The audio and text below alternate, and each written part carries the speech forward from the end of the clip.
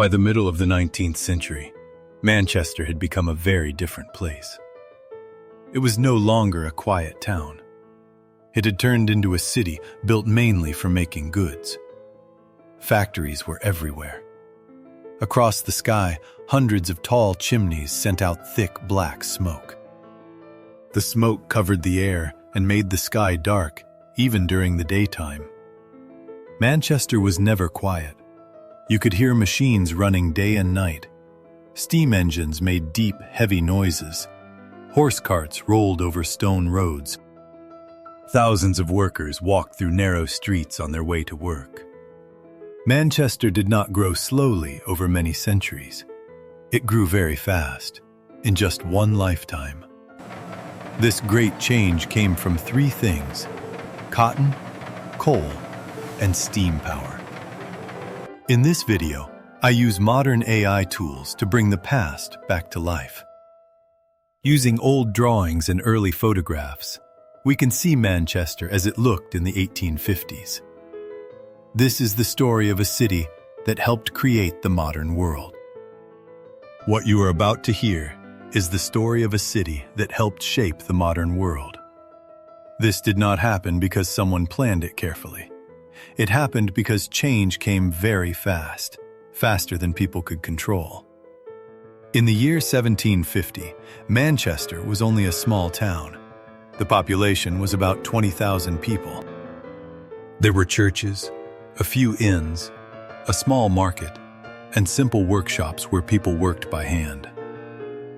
The River Irwell flowed through the town. It provided water and helped move goods. Life at that time was slow, quiet, and familiar. In the 1780s, things began to change. The first cotton mills were built.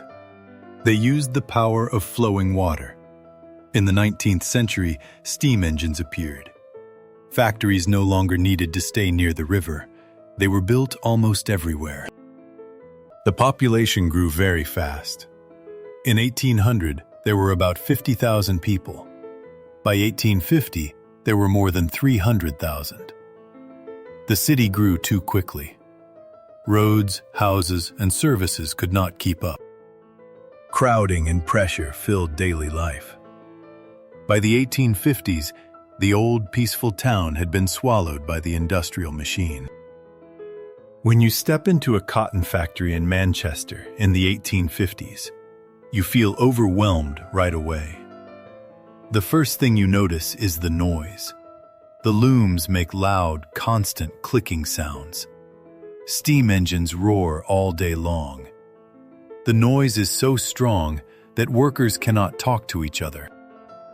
They must use hand signs or eye contact to communicate. The air inside the factory is very heavy. Fine cotton dust fills the space. Workers breathe this dust into their lungs every day. The windows are kept closed to keep the cotton moist, but this makes the air even harder to breathe. The machines control the speed of work. People must keep up with the machines at all times. They cannot slow down. If a worker loses focus for even a moment, a hand can get caught in gears, or a moving part can cause serious injury. Working hours are very long. Each day lasts 12 to 14 hours. Each week has 6 working days. A factory bell tells workers when to start and when to stop. Inside the factory, people no longer control their own time. They live and work to the rhythm of the machines. Along with the wealth of the factories, Manchester also had a very dark side. This was the world of crowded and poor slum neighborhoods. Many families had to live together in one small room. They shared the same toilets and the same water pump. The rooms were tight, damp, and uncomfortable. Because of this, disease spread very easily. A large part of the population were immigrants from Ireland. They came to Manchester to escape the Great Famine of the 1840s. By the year 1851, more than 13% of the people in Manchester were Irish.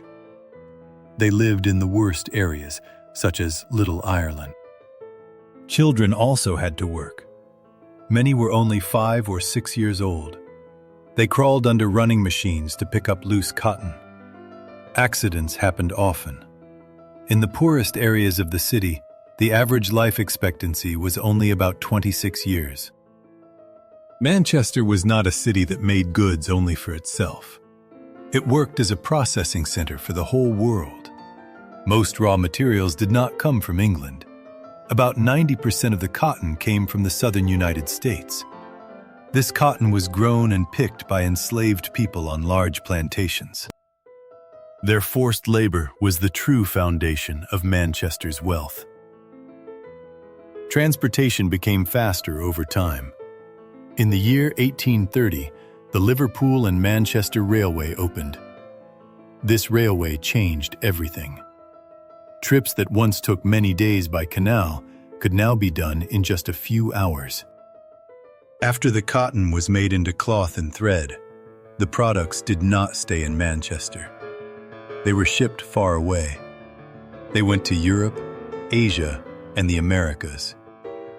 Because of this, Manchester became an important link in the growing system of global trade. When people looked at Manchester, they felt many different emotions. Some people felt fear and shock. The thinker Friedrich Engels and other social reformers came to see the city for themselves. What they saw troubled them deeply. Rich people lived comfortably outside the city center. At the same time, factory workers were crowded into poor and unhealthy housing.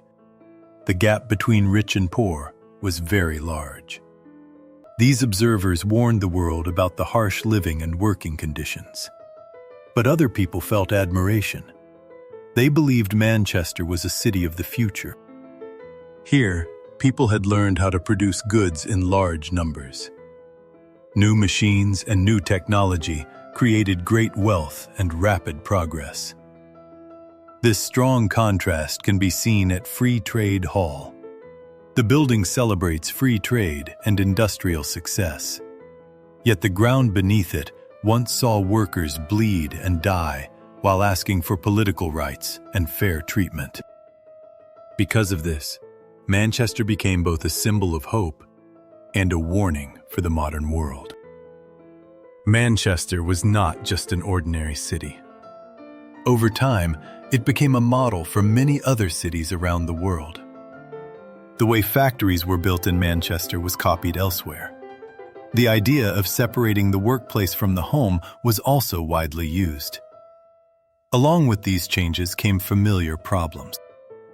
The air became polluted. Housing grew crowded. The gap between rich and poor became larger. By the 1850s, Manchester was no longer an experiment. It had become a complete system. This system did not stay in one place. It spread to other cities and other countries. The modern world did not arrive quietly. It came with loud machines. It came with work that never seemed to stop. It came with a new rhythm of life, driven by production. And Manchester was where this new world truly began. Thank you for taking the time to listen to this story.